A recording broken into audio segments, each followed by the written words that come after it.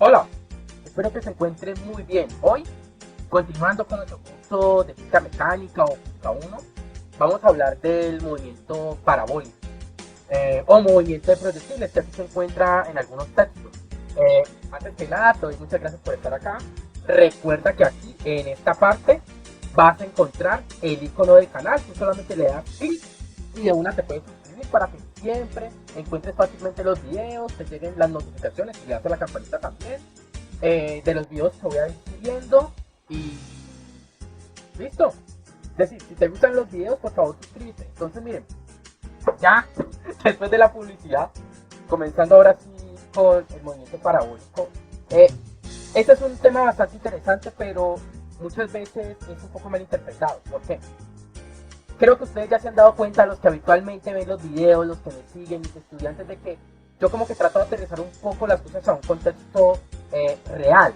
El movimiento parabólico, al igual que el movimiento rectilíneo uniforme, es una aproximación. ¿En qué consiste el movimiento parabólico? El movimiento parabólico de proyectiles es el movimiento que hace todo cuerpo sobre un plano, digámoslo así, vertical, plano vertical, cuando se lanza un cuerpo cerca de la superficie de la Tierra. Si tú lanzas un cuerpo, si tú tiras un balón, una pelota de golf, una pelota de voleibol, estoy asociándolo mucho a deportes, se dan cuenta que el cuerpo hace una curva. Entonces, todos esos movimientos se asocian con un movimiento parabólico. Ahora, ¿por qué se le llama el movimiento parabólico? Porque todos esos movimientos, aquí tengo una representación del movimiento de una pelota de básquetbol, todos esos movimientos cuando uno trata de representarlos en un plano XY, bueno, aquí, esta es una pelota donde se han tomado diferentes fotografías en diferentes instantes de tiempo. Entonces ahí uno ve que hace una especie de curva el movimiento. Entonces, ¿qué es lo que pasa? Cuando uno trata de tomar todo un origen, bueno, aquí lo tomo desde el punto de lanzamiento, y trata uno de tomar todos esos puntos, parece que la curva que se describe, se los voy a colocar aquí en verde, es una parábola. Ahora, técnicamente hablando, ¿es una parábola? La verdad no. ¿Por qué? Porque este tipo de movimientos, cuando un cuerpo sube y baja, siempre están sometidos a la fricción, al rozamiento con el aire. Entonces, no es una parábola perfecta. Es decir, tiene una desviación. De una forma u otra, en el caso de que el cuerpo sea compacto, de ciertas condiciones ambientales, el movimiento se puede aproximar muy bien a una parábola. Es más, en un laboratorio de física universitario uno hace este experimento y los datos se ajustan muy bien a una parábola, entonces como modelo funciona. Como modelo funciona, pero como siempre, yo como físico estoy en la obligación de decir la verdad. Técnicamente hablando, esos movimientos no son parabólicos, tienen unas desviaciones producto del rozamiento. Pero de una forma u otra siguen siendo modelos útiles. Siguen siendo modelos útiles, funcionan para muchos casos, realmente. Ignorando pues el rozamiento con el aire. Ahora, ¿por qué técnicamente hablando el movimiento es parabólico? Mire, consideremos el hecho de que en un movimiento parabólico teórico, ¿cierto? Vamos a hablar del movimiento parabólico. Ay, aquí estoy como con dos y por eso se me ve la letra un poco fea. Vamos a cambiar acá. Entonces, en un movimiento parabólico teórico, si asumimos este sistema de referencia, en X, bueno, técnicamente hablando, la función de posición es un vector. Tiene una componente X de T y, voy a correr un poco, más un Y de T, otra. Es decir, que este es el primer ejemplo de un movimiento en dos dimensiones. ¿Qué es lo importante de esto? Y que quiero que quede así como bien claro. No quiero que nos enredemos mucho con eso. Un poquito más preciso. ¿Cuáles serían? En X tendríamos una posición inicial más una velocidad inicial en X multiplicado por el tiempo.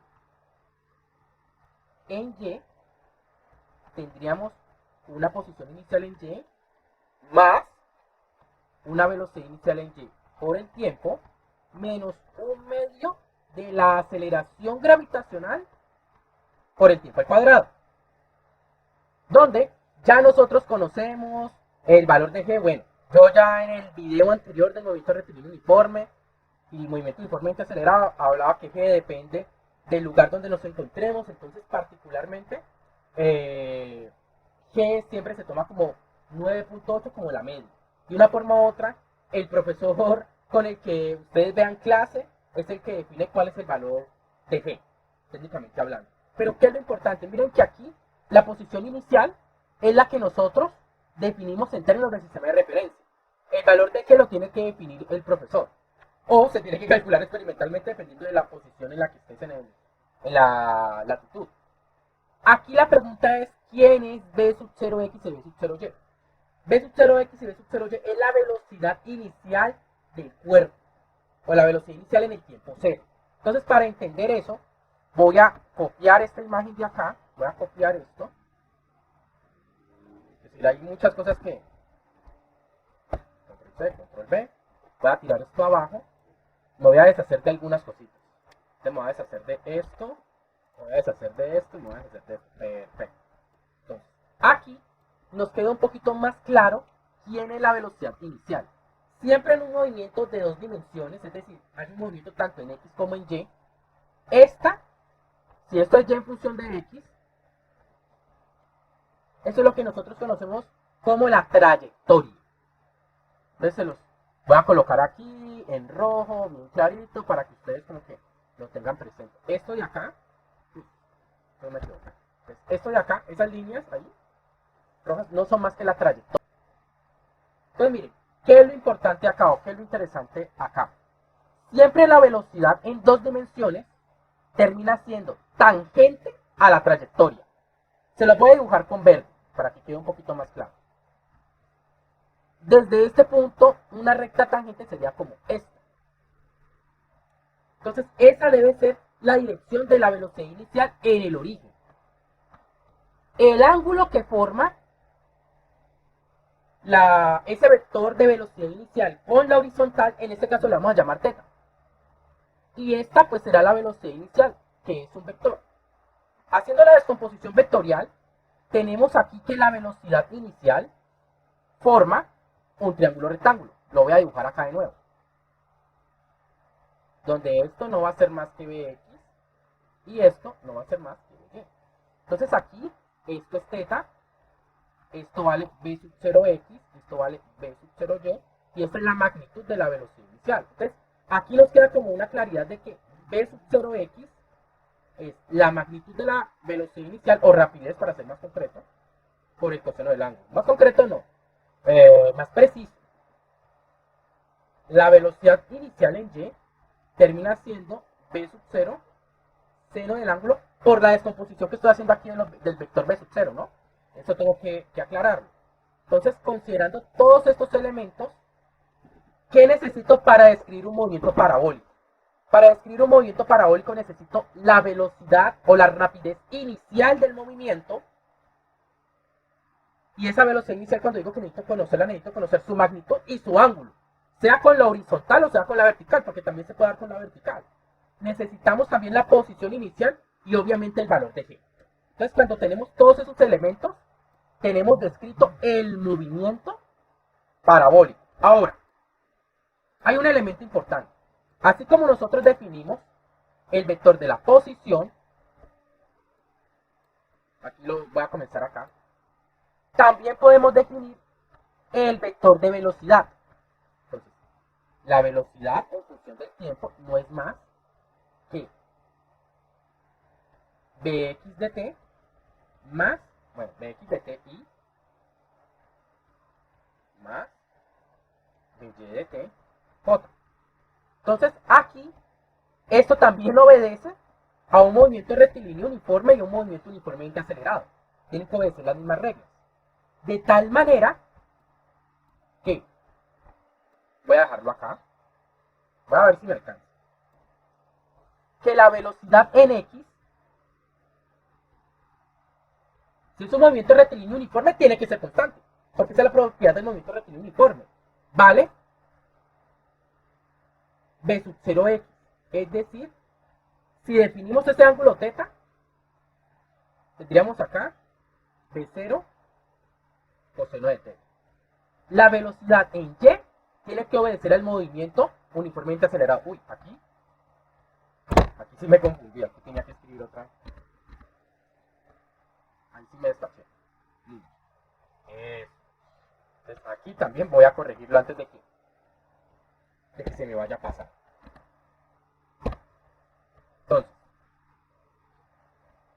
considerando eso, la velocidad en y termina siendo, considerando el movimiento uniformemente acelerado, la velocidad inicial en y menos gt, considerando pues la orientación de su sistema de referencia. Entonces, aquí este b sub 0y, si quiero, lo reemplazo por el valor que nosotros conocemos, que sería b sub 0, seno del ángulo. B sub 0, seno del ángulo, menos gt. Entonces, podríamos decir de que de todo esto hay unas ecuaciones que son supremamente importantes. Y que, decir, vale la pena que las tengamos siempre presentes. Se las voy a colocar aquí todas en un cuadro azul, pues, para que no les olvide. Entonces, esta es importante, esta es importante, estas de acá son importantes, estas de acá son importantes, estas de acá son importantes, y estas de acá son importantes. Entonces, con este jueguito de ecuaciones y el sistema de referencia que yo les monté, ya deberíamos de tener una claridad de cómo resolver diferentes tipos de problemas bajo, pues, estas condiciones. Bueno, bajo estos parámetros, digámoslo así, para ser más concreto. Esto lo voy a poner acá. Estos dos los voy a cambiar de color. Esto lo tiro acá. Entonces aquí tenemos como una especie de lista de fórmulas que tenemos que tener en cuenta para el movimiento parabólico. Entonces voy a dejar acá en azul. Y entonces esto es lo que usted probablemente le debe tomar un pantallazo para tener algunos elementos importantes. ¿Listo? Ahora, en este movimiento parabólico hay algunas características que son súper importantes. ¿Cuáles son? Voy a aquí hacer otro tablero, pero me voy a traer algunas imágenes de allá arriba. ¿Como cuál? Voy a traer esta imagen que resulta ser bastante útil. Miren, si nosotros consideramos esta situación, tenemos lo siguiente. En este punto, en el punto más alto, voy a señalarlo aquí con rojo, ¿qué ocurre?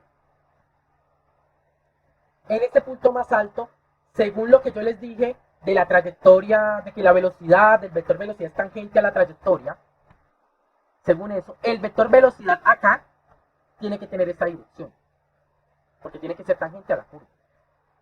Entonces yo quiero que se den cuenta que este vector velocidad, si es tangente a la curva, no tiene componente y. Lo que significa que en este punto, lo voy a colocar con naranja, en el punto más alto,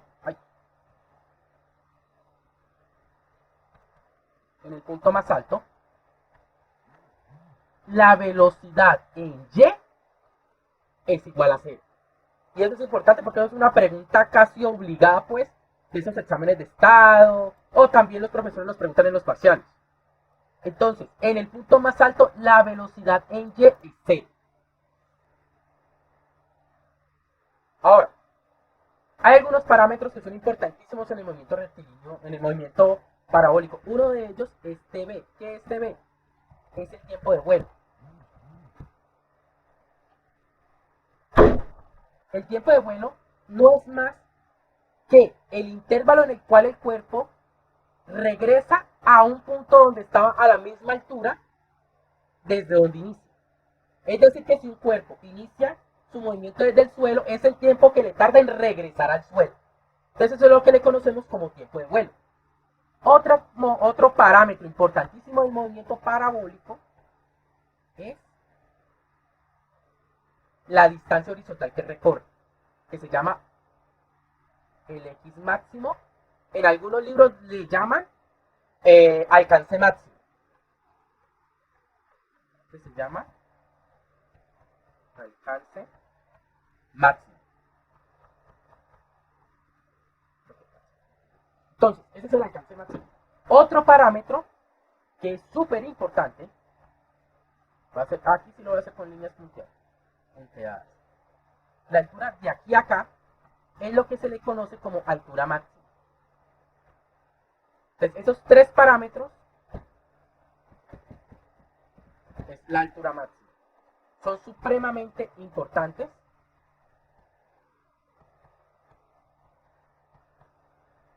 en el movimiento parabólico. Entonces la pregunta del millón sería, ¿cómo determinamos esos parámetros en un movimiento parabólico? Entonces, miren, vamos a ayudarnos de lo que descubrimos hace un momento y de ciertas simetrías, ¿no? Eso también debo tenerlo presente. ¿A qué me refiero con simetrías? Dada la forma en la que nosotros estamos representando esta parábola y el sistema de referencia que montamos, que es, aquí tenemos la horizontal y la vertical, tenemos lo siguiente. Primero, el tiempo que el cuerpo tarda en subir debe ser el mismo que tarda en bajar, dada la geometría que estamos utilizando acá. Lo que significa, voy a encargarme aquí el tiempo de vuelo, ya que voy a utilizar cálculo de TV. Entonces, miren, el tiempo de vuelo tiene sentido decir que es igual al tiempo en que sube más el tiempo en que baja. Pero es que el tiempo que sube y el tiempo que baja es exactamente el mismo. Entonces vamos a dar que es dos veces el tiempo de subida. ¡Ay, caramba! Pero ¿cómo calculamos el tiempo de subida? Es relativamente fácil. ¿Por qué? Porque nosotros sabemos que en el tiempo de subida, es decir, el tiempo en que llegue a la altura máxima, en este preciso tiempo, la velocidad en y es 0. Entonces, la velocidad en y en el tiempo de subida debe ser igual a 0. Entonces, como tenemos que la velocidad en y en ts, recordando pues que la velocidad en y ya lo tuvimos acá arriba, les voy a copiar la fórmula. Aquí está. Como ya la tenemos acá, entonces, utilizándola, ¿qué obtendríamos? ¿Qué obtendríamos? Simplemente que reemplazando ts acá, tendríamos b sub 0 seno del ángulo menos que del tiempo de subida debe ser igual a 0. Entonces lo que un lado está restando pasa al otro lado a sumar y lo que está... Voy a hacerlo despacio. B sub 0 seno del ángulo igual a GTS. Entonces este AG está multiplicando, pasa al otro lado a dividir. Entonces el tiempo que demora ese cuerpo en subir es B sub 0 seno del ángulo sobre G. Entonces el tiempo de vuelo queda después de esto, simplemente reemplazar y me queda que el tiempo de vuelo es simplemente 2 veces toda esta cantidad. Entonces simplemente reemplazo. Entonces, finalmente tenemos algo súper chévere. Que el tiempo de vuelo no es más que 2 veces la rapidez inicial del movimiento seno del ángulo dividido sobre G. Ojo, que todas estas fórmulas son montadas en términos de este sistema de referencia. ¿Listo? Entonces aquí esto lo voy a escribir en rojo. Lo voy a dejar en rojo para que quede como más bonito y listo. Ahora, ya tenemos uno de los parámetros, el tiempo de vuelo. Entonces miren, ya con el tiempo de vuelo hay cosas que podemos hacer fácilmente. Una de ellas es el alcance máximo, el X máximo. ¿Cómo lo hacemos? Pues fácil. ¿Por qué? Lo voy a hacer hasta acá. Miren, ¿por qué nos queda fácil? Porque es claro que el alcance máximo es lo que se desplaza el cuerpo en la coordenada X durante todo el tiempo de vuelo. Entonces aquí nos queda como claro que para calcular, para ese cálculo,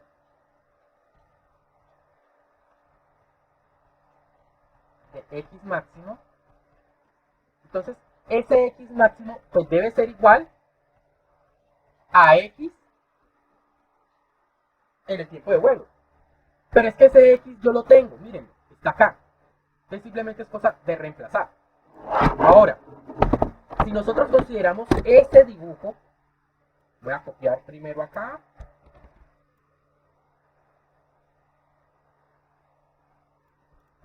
Entonces miren, si nosotros consideramos este dibujo, creo que es claro que x0 y y0 valen 0. Porque miren que el cuerpo está partiendo del origen del sistema de coordenadas. Entonces, eso significa que en este caso x0 vale 0. En este caso, en esa representación que tenemos ahí. De tal manera de que reemplazando también este b0x, entonces, este x de t, en esta situación, vendría siendo igual a b sub 0 coseno del ángulo por t. Entonces, el x máximo no es más que x en tb. Pero es que ese tb ya lo tengo. Entonces sería reemplazar aquí b sub 0 coseno del ángulo multiplicado por tb. Pero ¿cuánto vale tb? Ah, pues lo acabé de calcular hace un momento, ¿no? B sub 0 coseno del ángulo, reemplazo por 2 veces B sub 0 seno del ángulo sobre G.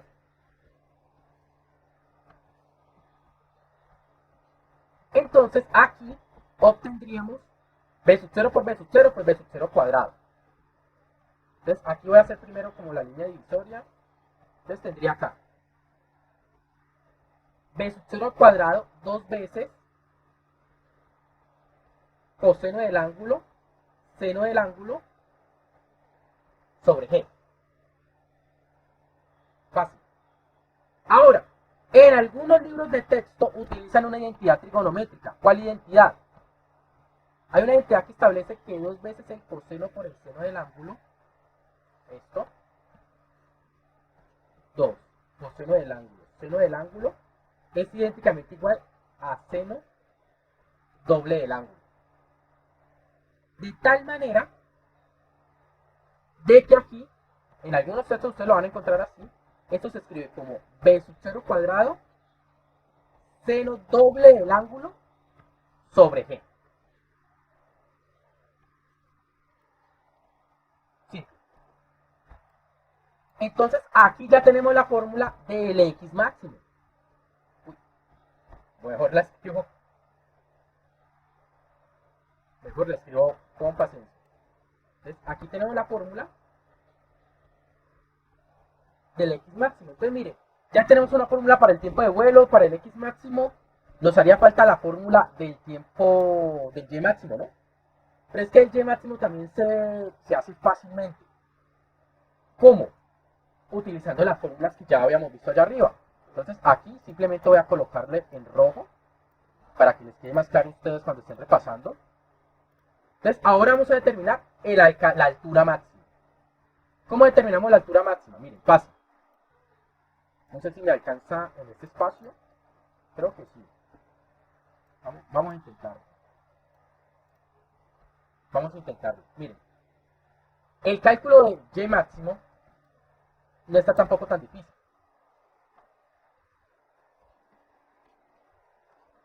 Uy.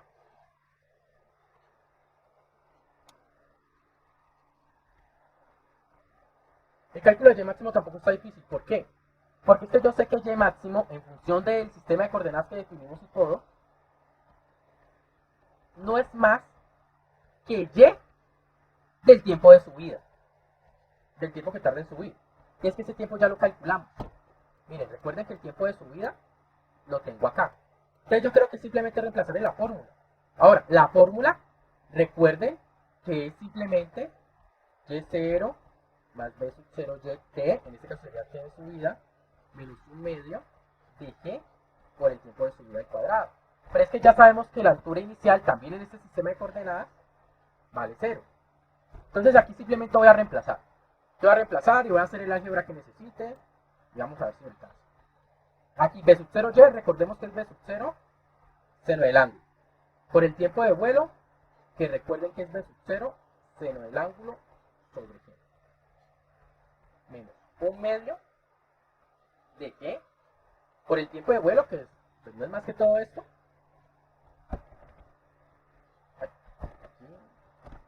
Aquí, ya. Todo esto al cuadrado. Entonces yo quiero que se den cuenta de que aquí van a ocurrir bastantes cosas interesantes. Voy a tener que utilizar este tercer tablero.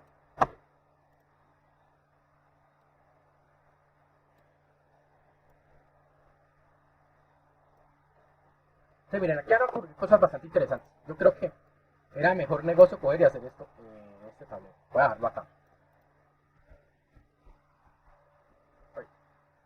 Uy, se me está yendo. Listo. Entonces miren, aquí tenemos que C, B sub 0 seno por B sub 0 seno me da B sub 0 cuadrado, seno cuadrado del ángulo sobre G. Ahora, menos un medio de G. Todo esto elevado al cuadrado, pues me da B sub 0 cuadrado, seno cuadrado del ángulo. Esta línea sí me quedó claro. Sobre G cuadrado. Y lo único que estoy haciendo es pura y física álgebra. Entonces yo quiero que se den cuenta acá que esta G se va con esta G.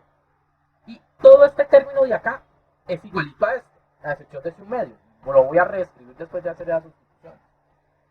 Aquí me queda B sub 0 cuadrado, seno cuadrado del ángulo, sobre G, menos un medio de esto mismo. B sub 0 cuadrado, seno cuadrado del ángulo, sobre G. Entonces, como este término de acá y este término de acá son semejantes, obtenemos que esa Y máximo termina siendo igual. Simplemente 1 menos un medio, pues, me queda un medio. Un medio de todo esto. Que claramente podemos escribir de una manera más fácil colocando este 2 en el denominador. De tal manera de que aquí lo único que vamos a obtener es fuera acá, fuera, este 2, fuera. Coloco un 2 acá. Y listo. Este 2.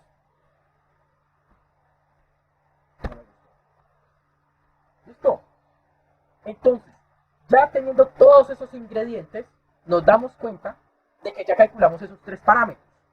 Entonces, se los voy a resumir todos en esta parte. El tiempo de vuelo lo tenemos acá. El X máximo lo tenemos acá. Y el Y máximo lo tenemos acá. Entonces, este es otro juego de ecuaciones que es muy útil cuando ustedes están en la universidad, en la preparatoria, en el bachillerato. Porque por lo general siempre en este tipo de temas de movimiento parabólico preguntan esto. Voy a quitar este paréntesis y voy a colocar aquí este 2 en el numerador. ¿Listo? Que es de la forma en que muy probablemente lo encontrarán en la literatura. Entonces, aquí voy a correr esto acá, voy a correr esto acá. Les voy a dejar todo esto en un cuadrito azul para que les quede de recuerdo, de estampilla, pues. Entonces, todas estas son las ecuaciones de los parámetros importantes del movimiento parabólico. Entonces, hay un caso particular del movimiento parabólico en que el cuerpo no parte desde el suelo, sino que parte como desde una cierta altura. Esto lo voy a dejar como por acá. Entonces, de una forma u otra, aquí al final del video yo les voy a dejar como siempre un espacito para que le tomen pantallazo. Entonces, acá vamos a considerar un último caso así como particular de todo esto. Y es la situación en la cual tenemos también este sistema de coordenadas. Voy a pasarlo, voy a aprovecharme de él lo máximo posible.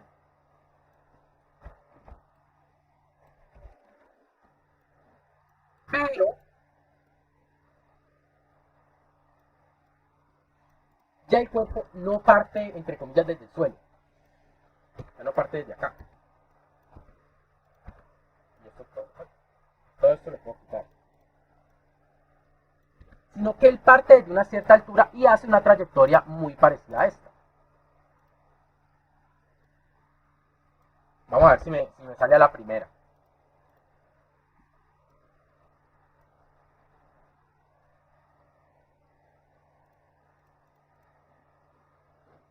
Vamos, la segunda es la vencida, chicos y chicas.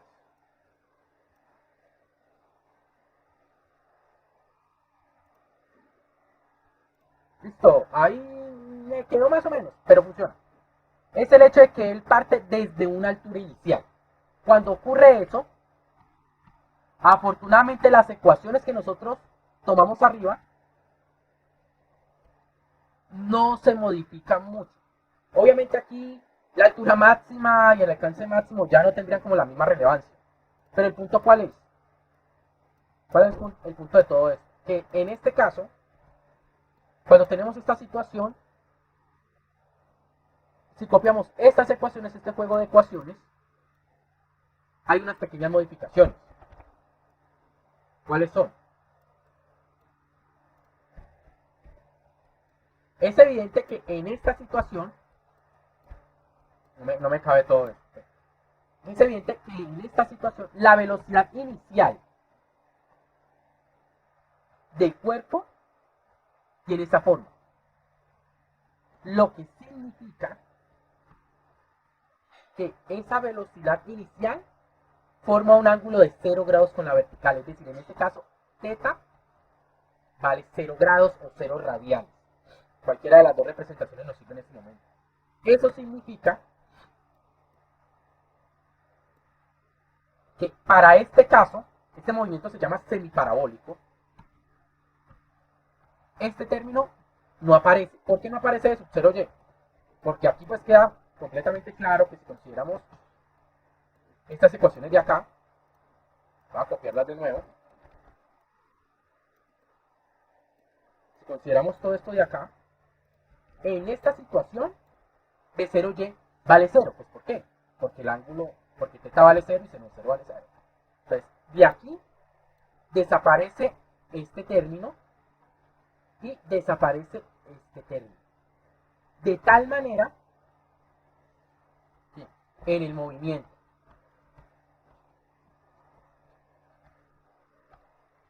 semiparabólico,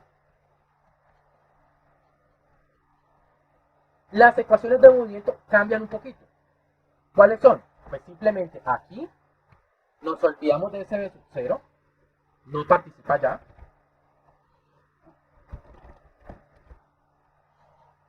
No participa, de tal manera de que aquí solamente tendríamos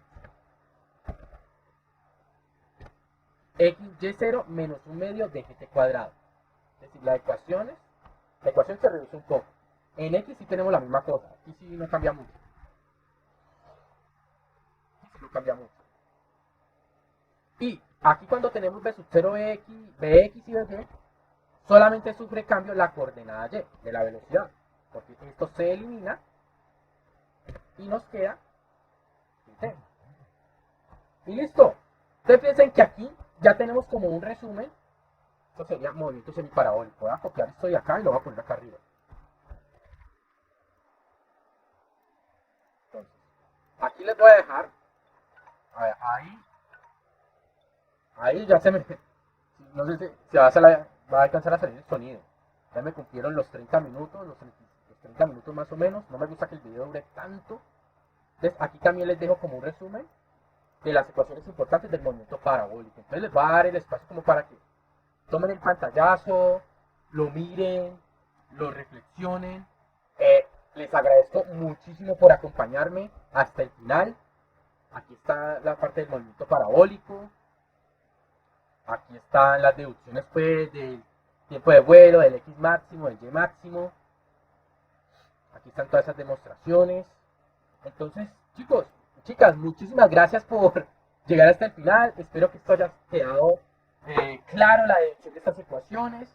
Y espero que nos veamos en una próxima. Gracias. No se olviden darle me gusta y suscribirse al canal, chicos. Acá está. Un abrazo. Chao.